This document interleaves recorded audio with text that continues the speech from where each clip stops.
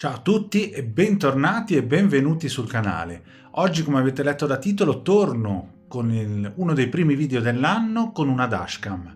Necessità di sostituirla, ovviamente come avete letto sono rimasto sullo stesso marchio 70mai, i veterani del canale se la ricorderanno.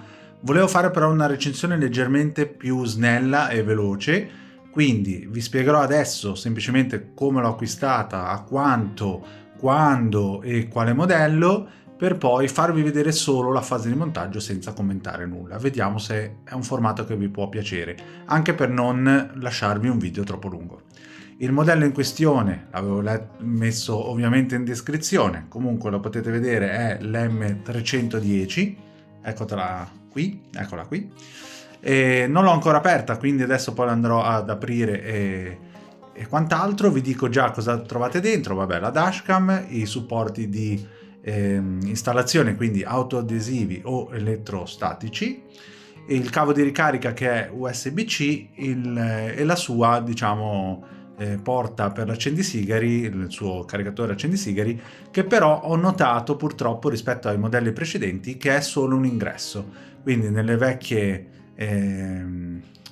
diciamo dashcam 70mai c'era l'accendisigari con due porte USB, una che veniva usata per alimentare la dashcam e l'altra per utilizzarla a piacimento per caricare dispositivi come il cellulare o quant'altro.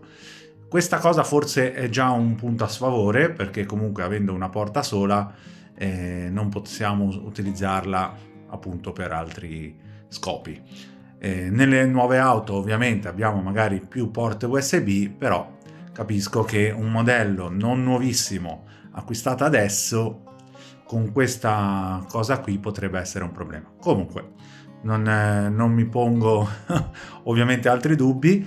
A quanto l'ho presa ve lo dico subito: sotto il Black Friday verso novembre, sì, verso il 20, a 45 euro, poco meno. Adesso viene sui 10 euro di più, circa 54, e veniva proposta in bundle anche con la schedina di memoria che ho preso senza andare a cercare altre marche, sempre della 70mai. Poi ovviamente vi lascio tutto in descrizione.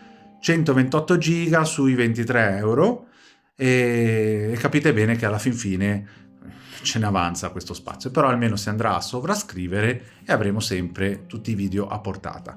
Il modello in sé non ve lo spiego più di tanto perché le funzioni sono sempre le solite: monitoraggio parcheggio, modalità ovviamente sentinella, registrazione continua, quando va in loop va a sovrascrivere ovviamente quello che è stato il precedente, tranne gli avvisi di emergenza.